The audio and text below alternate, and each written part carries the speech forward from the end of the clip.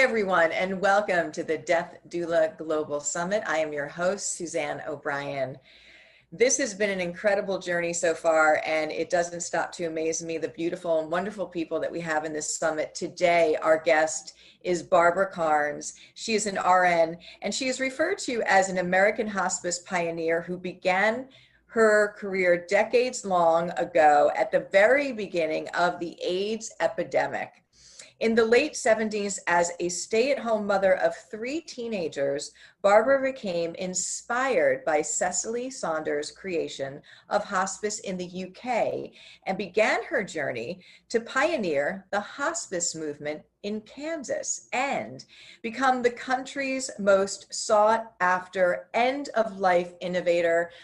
I could go on, but it would take us half of the podcast about how fantastic her resume is. So we're going to really talk about it.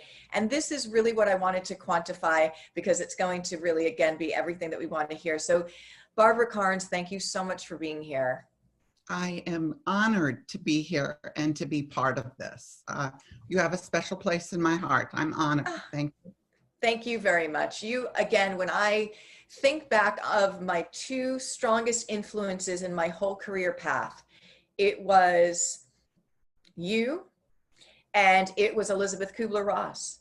Really, you know, back in the day, looking, and again, I've been at this as a hospice nurse and an oncology nurse for a very long time. And when I began and seeing the gaps in care and the suffering and just so much was needed, I didn't know who to reach for because I wasn't finding it within the system. The system was trying to survive itself. And I sought after Elizabeth Kubler-Ross. And then, of course, you have just been at the forefront of pioneering this hospice movement and so much more.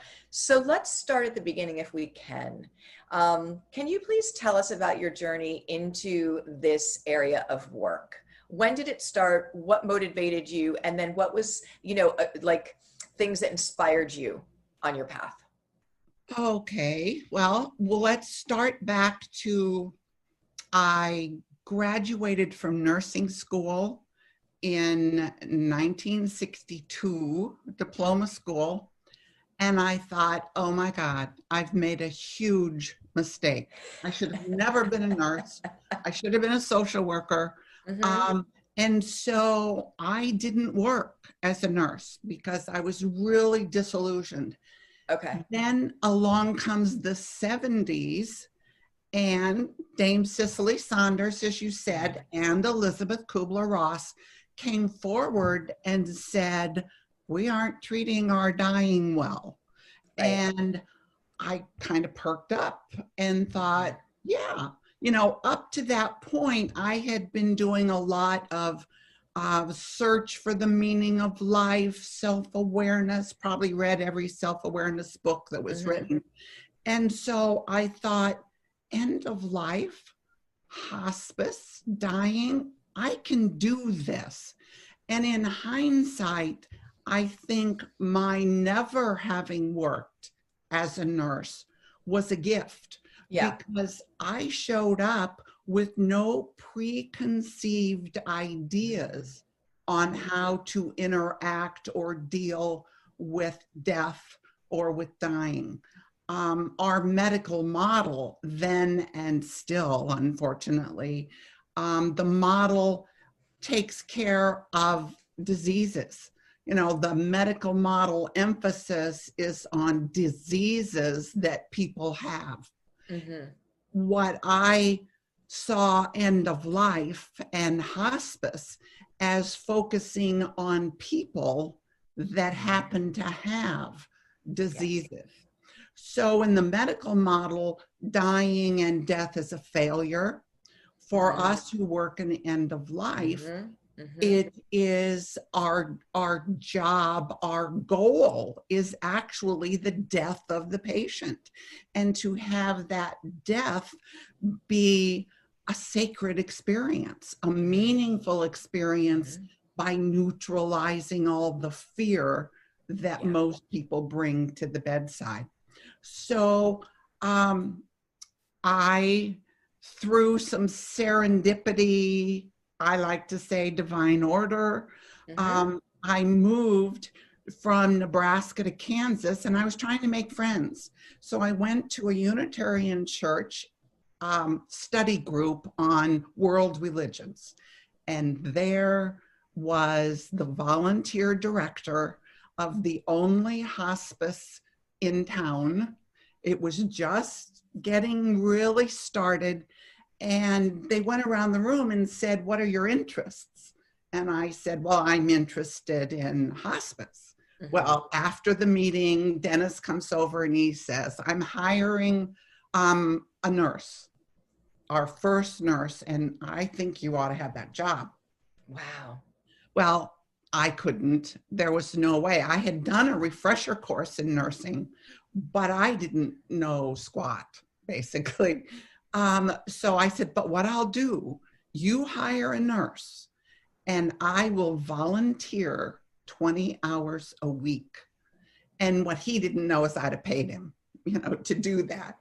And so that's how I got started. 4 months later, they brought me on as staff, and kind of the rest is history, because I went from 5 years being a primary care nurse at the bedside. That was what we did, and we'll probably talk about that later. But that's where I learned that there's a process to dying. That's where I learned everything, was those 5 years. That was my school. Wow, that is, and I do believe in divine order, I have to just say. So is that really, again, at the forefront of hospice coming into our country, into the United States? Because again, it hasn't been around for all that long here. So was that sort of in the beginning stages? I know in your area it was. Oh, it was beginning in this country. Yeah. What hospice in the 70s, I'm going to go mid 70s, late 70s, when Cicely Saunders was talking about it and developed her hospice. Mm-hmm. The big difference was in England, they have hospitals for specific things. They have a cardiac hospital, a building. Okay. They have orthopedic building. Okay. Well, she had a building for people who were dying. And she said, "We're not going to play by hospital rules. We're going to have tea and cocktails and yes, and we're going to concentrate on living the best we can." Yes. But that comes to this country in the late 70s, and we don't have that kind of healthcare system. There was no building to have, right, and there was no reimbursement sources. So like-minded people got together and said, "Well, look, we can provide hospice," and I put that in quotes, "services like England, only we'll do it in people's homes, and we'll just get people who want to do it. We'll just get volunteers." And so that's how hospice grew here. Okay. And the exciting thing for me with End of Life Doulas is what you're doing today is what I did then. There was no wage an hour. There was no Medicare regs. Our goal was to be with the family and support them through that time. I've heard you say that, and I love it so much that you said, the doula movement now, the scope of practice now of what people feel like is new, you were doing at the inception of this hospice concept. And I often will say that if you put a dollar amount and a time limit on end of life, we're doing something wrong. It doesn't work that way.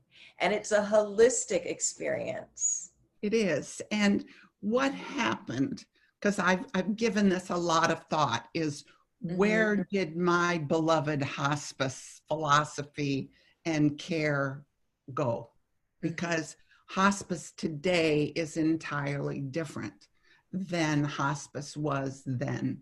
Yeah. And what happened is when it became a government agency, when there was reimbursement involved, then hospitals, home health care agencies said, oh, well, wait a minute. If we can bill for this, we'll have our own hospices, or they bought out freestanding hospices. And I'm going out on a limb here, but what the hospitals often did, or the home health care agency, was they took their director, we'll go home health care agency. The home health care agency said to the director, I want you to develop a hospice program. And so they went through all the regs, did their policy and procedure manual, and then they took their home health care nurses and sent them to the hospice patients. Yeah. And the medical model gradually infused the hospice model. Yeah. And it became more medically oriented and less philosophically. And, you know, just because you can't heal the physical body doesn't mean there isn't healing to be done. You heal the emotional, mental, and spiritual. Yes. But our medical model concentrates on the physical. Only, right. So what year was this about that the reimbursement started to come in, that things started to shift about? Wow. That's got to be toward the end of the 80s. Okay. Because by the time Medicare hospice became out there, I was then the director of the hospice that I started out volunteering for. Wow. And the first reimbursement, other than just memorials and fundraising, was we became a home health care certified agency. And if you played by the documentation rules, you could get reimbursed. And so that had to be in the late 80s. Okay. And shortly after that, after the home health, then Medicare hospice came onto the scene, and I got us Medicare certified. So how did you feel? I mean, I can only imagine what it would feel like to feel connected and having intention and purpose in this care that you're giving, and then see it, you know, being taken over again by and unfortunately, sometimes our hands get tied in certain instances, and we only have that one opportunity to do that end of life well with a patient and family. So how was that for you, working within and seeing the shift and the change? It had to be probably very frustrating. Well, I kind of played by my own rules. I like that. Stayed within the Medicare guidelines, but at the time, it was not micromanaging us. Right. Today, Medicare hospice is micromanaged. I mean, it's ridiculous. Yeah. When it first started out, you were still making things up as you went along. You know, I was on the Kansas hospice board, and we decided we would offer a program and train nurses on how to provide hospice care. I wrote care plans, and you know, I had, and this shows you how open everyone was. I had Missouri state surveyors for hospice coming over to Kansas and asking me questions. Wow. And they would come to workshops that I would give because they didn't know hospice either. And so it was a wonderful time of exploring and being creative and getting paid for it. you know. Wonderful. Right. That's the best thing in the world. It was. Yes.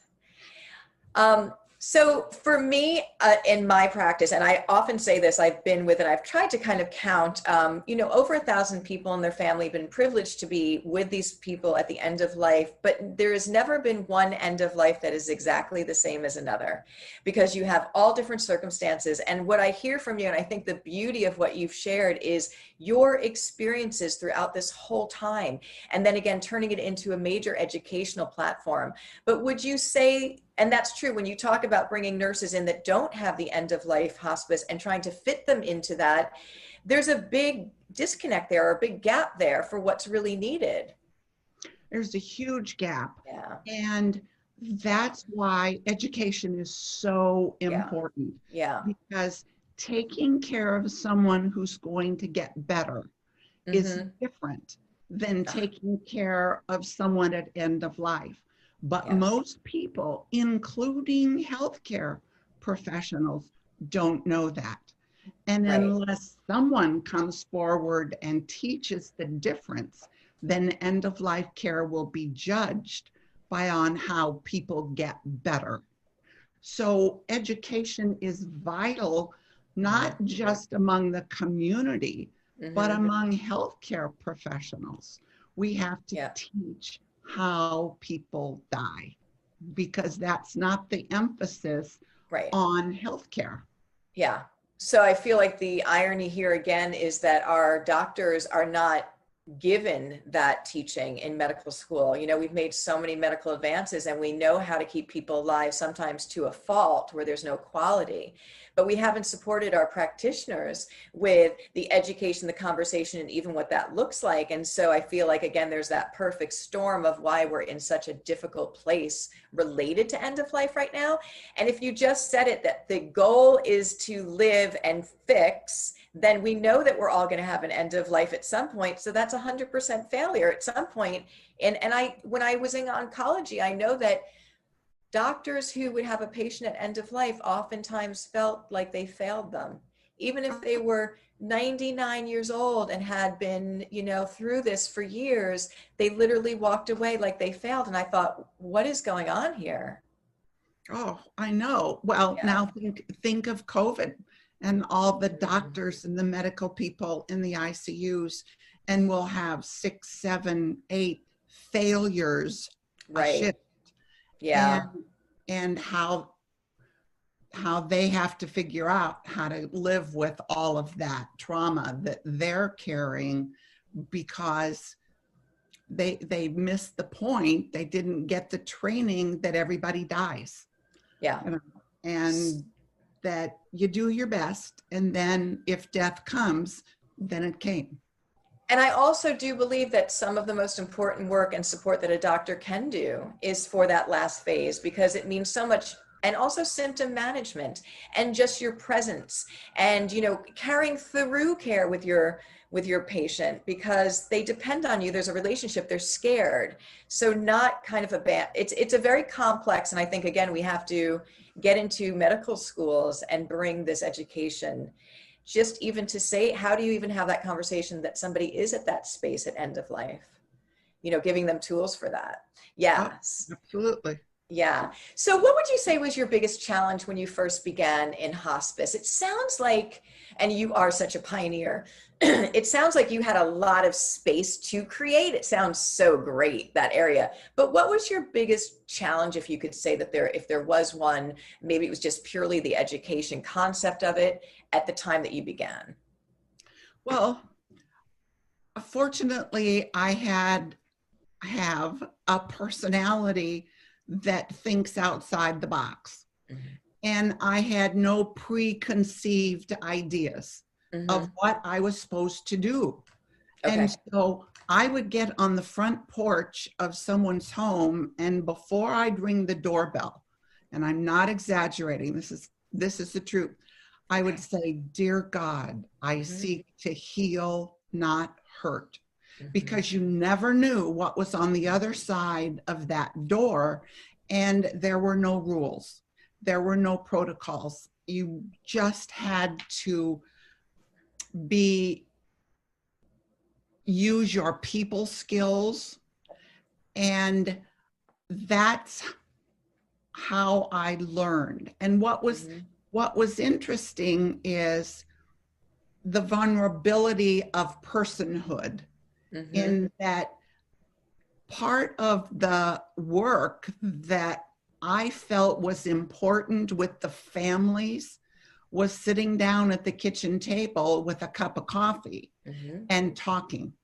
And we may have talked about the grandkids or the garden, but there was building a person-to-person connection, a trust through our humanity there. And then in that conversation, and that may be 15, 20 minutes of sitting at the kitchen table, in that conversation was, tell me what last night was like. How is John, what's he doing now, before I'd ever go in and see John. And I think that over the 5 years that I did that primary care nursing is when I learned that there is a process to dying gradually. I learned all about how people die, because nobody knew, nobody really knew. Yeah.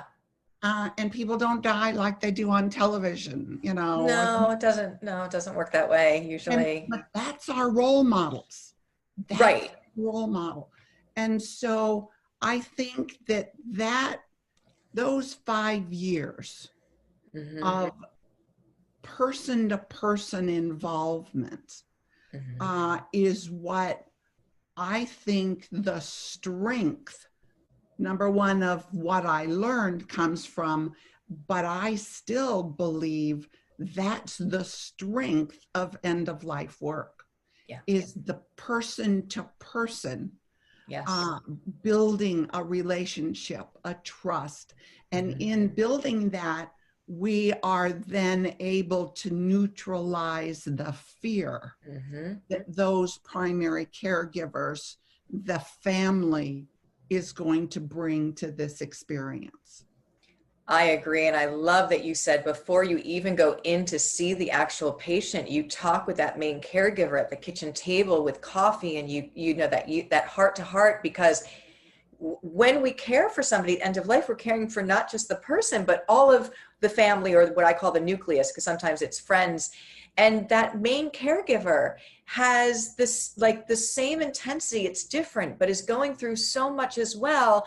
And we need to really check in with them, because so important that you highlighted that. And the other thing that you highlighted that is really critically important is that the only way that people pretty much know end of life is from TV, if they know it at all. But yet remember that we've established hospice in the United States in the home for predominantly the most part, and that family is doing most of the care. And this is what we're going to get into with the breakdown and, unfortunately, the system, is that you're taking people who have no experience of end of life, don't know what it looks like, and you're putting somebody who's dying that they love in that house with them expected to care for them. And now when the hospice nurse is not able to stay for durations of time to teach, to be there to support, there's a lot of gaps that we're witnessing right now that are really adding to really painful or challenging end of lives.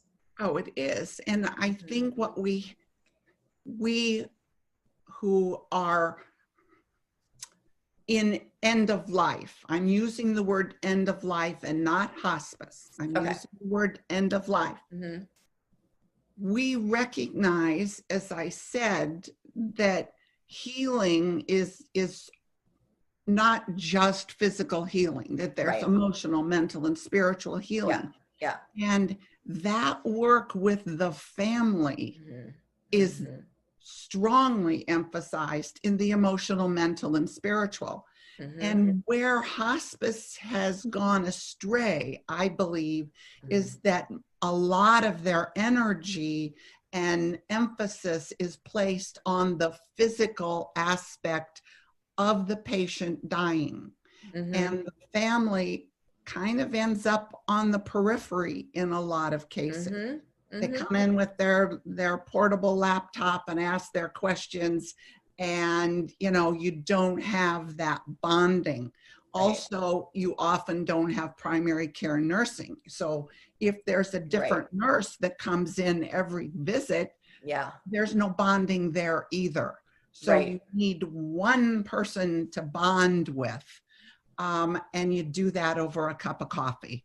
That's exactly right. Yeah. With no agenda, heart-centered, with your presence. I mean, but you need time to be able to do that. And I think that's what's completely out of our mainstream medical system is the time. We have tons of patients.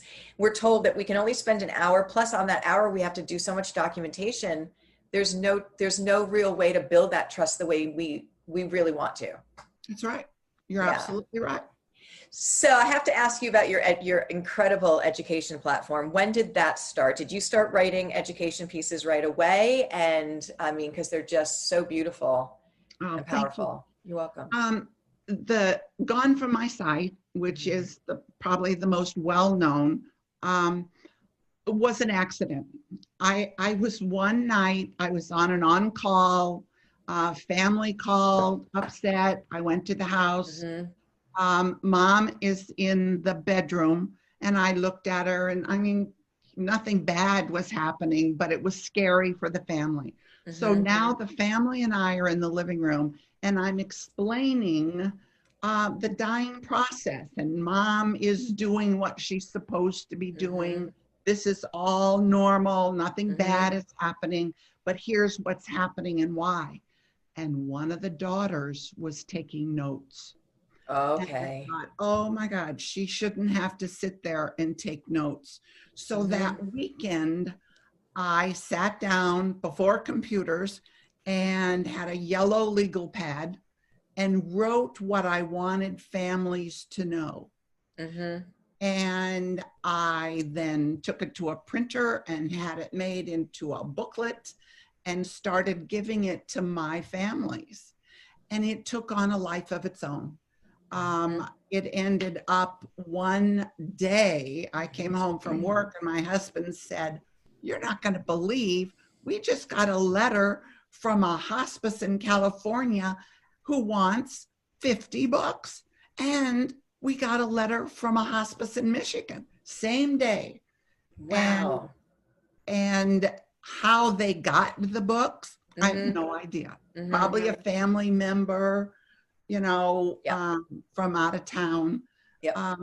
So that's how I started. But then, and I was always doing workshops in the community and very active as I was working in education.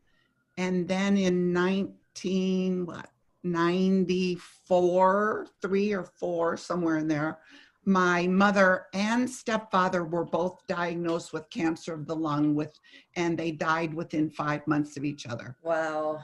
And during that 18 months, I decided family was more important than work, and I could always get a job. So I quit being director of this hospice and took care of them. And when they both died, I then thought, well, I'm going to go out to the Oregon coast and rehab a little bit. And one thing led to another, and I started being on the speaking circuit. And in that time, I had written a couple of other booklets because I saw a need. And so what's happened is my focus in the 90s shifted from management and having my own hospice that could do what I wanted it to education on a broader level. And so that's where my energy now is. I basically created an education program that is everything that I think an end-of-life person who's going to work in end-of-life needs. And that's the program. That's all of my materials. That's the reason I have done that. And they're excellent. They're excellent. So I'm so glad, because I often think that education is the key to everything. And here's what I have learned personally from sharing information. Again, we're privileged to be able to have worked in this space that lots of people don't even know what that looks like. And as you know, death is the second leading fear. Public speaking is number one, although I think because of COVID, maybe death popped up to number one. But when we're able to have a conversation about this natural experience that's part of all of our lives, sometimes, again, many times, when people can step into that, hear your stories, let you explain things, they say, oh, maybe this is not so scary. It's, again, the unknown. So I feel like that has a huge platform itself to reduce the fear. And because we've gotten so far removed, our elders, sometimes we don't even see our elders. They age in homes or they age in different states. We really don't see that end of life process or even that aging process like we used to. And so this whole illusion has been built up around what this is, and people don't know the first thing about it, whether it's scary or not scary, or even what to practically do for somebody in that case. So education is great. Well, it's so important because we don't have the role models. Then, except for television and the movies, when we see the fish out of water breathing, or we see the tear coming down the face, we think something pathological is happening. Yeah. Where if we can educate, this is how people die. Mom's doing great. Yeah. She's doing everything she's supposed to. But your point is so well taken in that most people are not at the bedside to even know that there's a process that's occurring. Right. You know, the nursing facility where people either die in the hospital or a nursing facility, when if you ask people, where do you want to be when you're dying? You want to be at home with the cat on the bed. That's it. And yet most people aren't. Right. So our work and your work as doulas is so important because you can give us the gift we want, which is to be at home with the cat.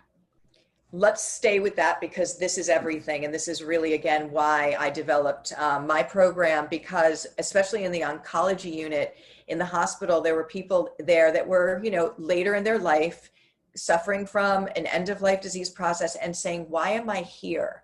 I just want to go home. And they were clear and sound of mind. And I thought, if they could tell me, why are they here? And it was because a couple of things. Number one, we pretend that death doesn't happen, that it's optional. So we don't really prepare for it. We don't think about it and have those. So then when it comes, it's a shock to everybody. And the second thing, and I really believe this, is that people are terrified to bring somebody home who's at end of life. And this is exactly what I said. And this is what I learned in Africa. When I was in Zimbabwe volunteering with hospice and people were dying, they would take a neighbor from the adjacent hut and teach them all about the process, but have them stay with that family for the duration. And this is a place that you don't readily have equipment or medication or those kind of things. And it worked so well, the understanding of the natural process of end of life and guiding that family, just being that presence and that strength to maybe remind them, to have them sit with the family or at least tell them what was happening. And I thought, my gosh, I'm going to come back to America and start to work on this for our families. And the first thing was to try and educate families and give them the tools before they ever needed it, which is one thing we do. But then the second was, wait a minute, what about doulas that can come into this space, into families' homes, stay with them for the duration so that, yes, they can be with the cat in the home environment and the family and the patient are all supported. I love that, Barbara. Well, I do too. And as you're talking, I have this mental picture. Okay. Is we doulas are like conductors of an orchestra. Yes. And our job is to be as invisible as possible. Yes. And yet to provide a harmony that everyone is moving and creating this beautiful music together. And we Yes. do that by neutralizing the fear. And as the conductor, we are not emotionally involved Right. in all the players. Yeah. And so we can be objective and guide all the players so that they then have a very beautiful, meaningful experience. I love that. And that's exactly right. And it's so important to understand, and you started this conversation with this, is that this is very different from the way that mainstream medical focuses. They focus on fixing, they focus on the physical only. This is very, very different. And for me, we're not doing end of life correctly. We're certainly not doing grieving correctly, because we don't even acknowledge that. And I've directly linked, and I know this to, you know, that we could probably talk all about this and agree, is that the complicated grief is started with this, you know, removal of understanding and natural. So when the doula or the person who's orchestrating comes in, we are there, you're right, to be silent, to guide, to give each individual what they need to raise them up as best they can. It's super important for them to be the active player in this experience, not us coming in and doing it all, us coming in and guiding, supporting, teaching. And that helps their grief and bereavement. And yet it's such an important moment. It's a sacred moment, this end of life. And so the orchestra plays on, and you want it to play beautifully and in sync, and there's a fine dance to that. There is. And what we're accomplishing, and I like the word sacred. We're helping create a sacred experience, which in our grieving becomes a sacred memory. Yes. And I get questions and letters literally every day of family members that have had a scary, non-supportive experience. Yes. And, you know, 2 years ago, mom died, and I keep seeing her face, or she was doing, and they now have a frightened, really horrific memory of mom dying. And that's so unfortunate. It's sad, and it didn't have to happen. And I feel like that is why there's so much passion and incredible people like yourself that are out here doing so much great work, because every person that has that experience, it didn't have to be. So if we can go out there and we can help with the conversations and with the planning, and also letting people know there's additional support.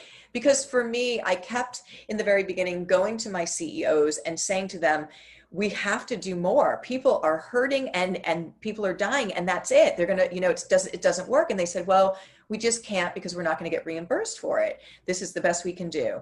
And again, I'm an outside the box thinker. I love that you said that. And I said, no, that's not the end of this discussion. We have to do something more. And I literally, like you, wrote a program and taught it at the library on Saturdays for free, and said, whoever wants to come, any family wants to come, I'm going to teach you and let you ask questions.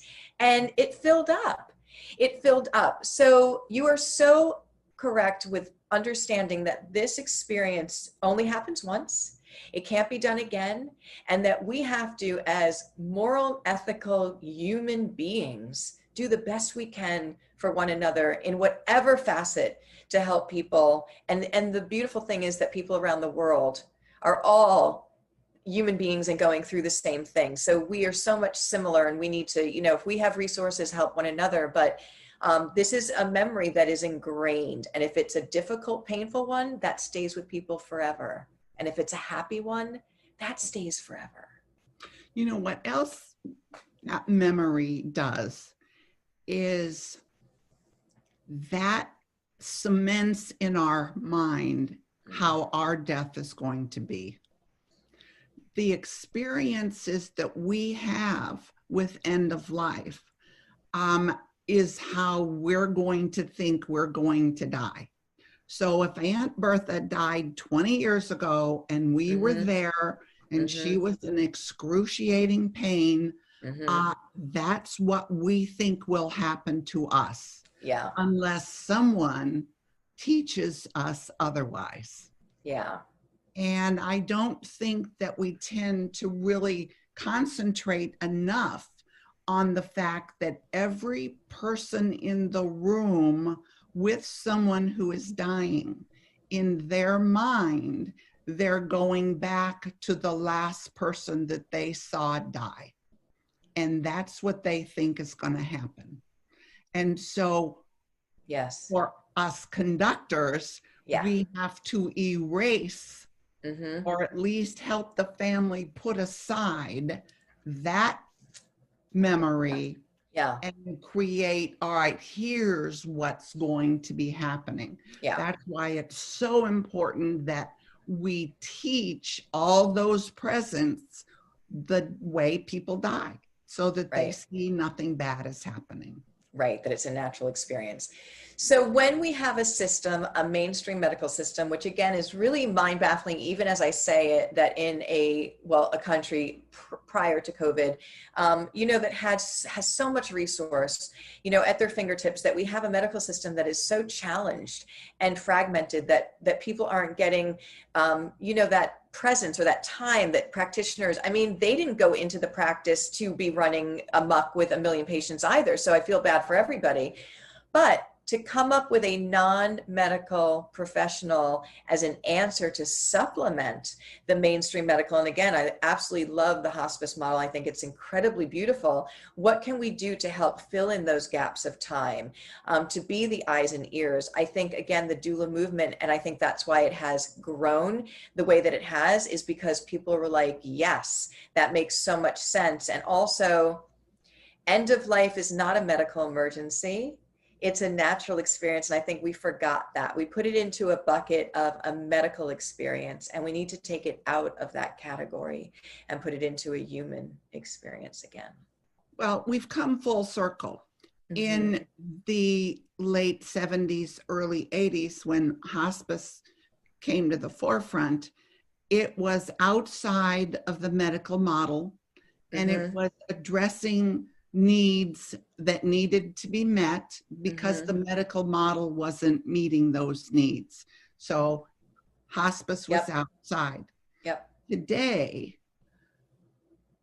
end of life doulas are operating outside of the medical model. And because the medical model, even hospices, are not meeting the needs, because they have become absorbed into the medical model. So in this time of growth for end-of-life doulas, the challenge is like it was in my time, in that, how do you pay the grocer? You know, how do you provide a service that's outside of the medical model that doesn't have a reimbursement source? And therein lies the challenge. And an even bigger challenge is when you find a reimbursement source, that you don't eventually become absorbed into the medical model, reimbursement model. Because it seems almost impossible that that won't happen. So let me ask you this question. When you first began, how did you all get paid for, being that person outside of the medical? How did that work? It started, everyone just volunteered. Okay. And as I said, I volunteered 20 hours a week for 4 months. Okay. And the hospice, which was new, and the only reimbursement source they had was memorials, grants, fundraising, bake sales, Christmas tree ornaments. It was all basically receiving charity. I will use that word, because there was no established form of reimbursement. Right. Okay. And that gave us freedom. That once, when there was reimbursement, then there were rules that were established.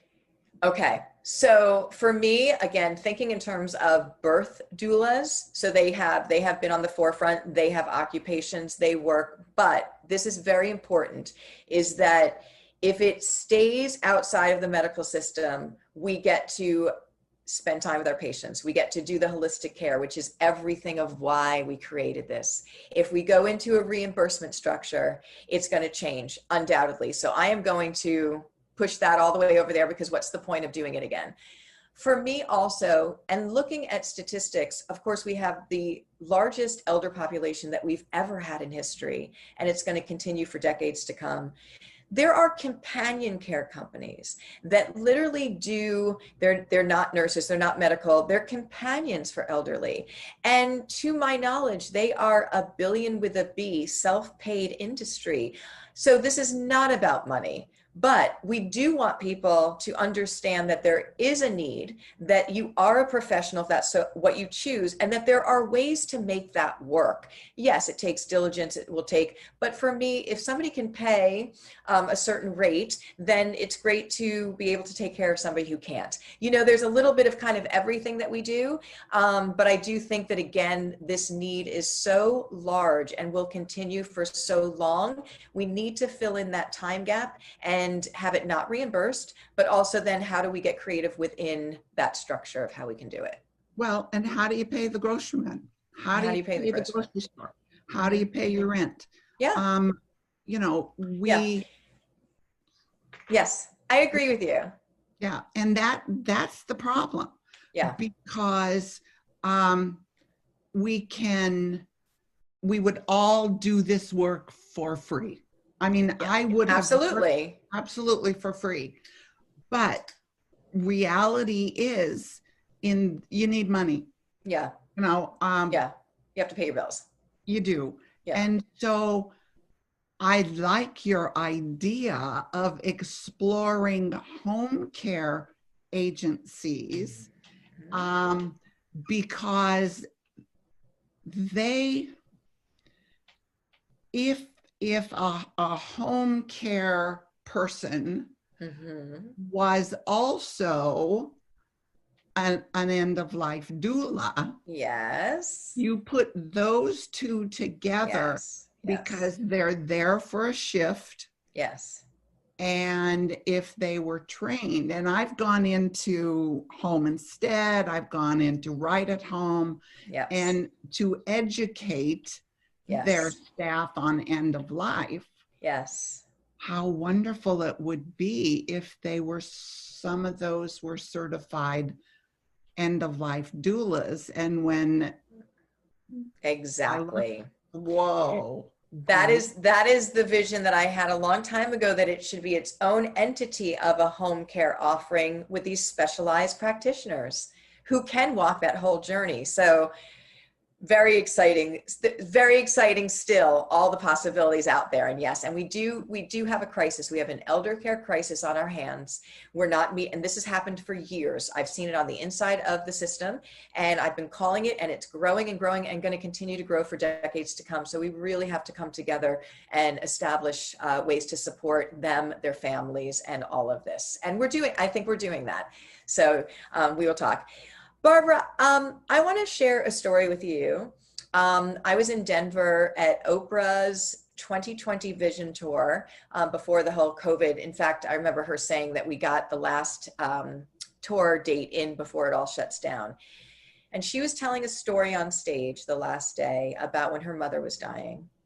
And she was being very, very honest and open and vulnerable about how she had not had a very close relationship growing up with her mother. And yet now she found herself there when she was dying, and it was very awkward, didn't know what to do. And so she said, so I went and I read the Hospice book. And I was like, she was reading Barbara's book, and she talks about, you know, the tools in that book. And I just thought, my gosh, how you have touched so many people. And not only that, but we have to remember that each and every person, no matter who you are and how much money you have and what degrees you have, at the end of life, it is so raw, and it is all about, humanity, and it doesn't care anything that you have or don't have, that we all need the same support and to be there for one another. But I love that she was, again, you know, sharing your book and using it as her tool, because that was the only thing she had. So before we wrap up, is there anything else that you feel that you'd like to share? I mean, you've shared so much, and your education, which we will share all your ways to contact you, is so invaluable. I absolutely love it and learn so much, and I've been doing this work for so long as well. Is there anything else you'd like to share with people before we wrap up? I will just say that you all End of Life Doulas have a very special place in my heart, and I will do everything I can to support and guide you all. I think you fill a huge need that not just our country, but the world needs. And when I listen to you, I see myself. I see myself 40 years ago with the drive and the, it's almost a divine drive that's in your soul. And maybe you have to have that divine drive in your soul to really be committed to end of life work. Yeah.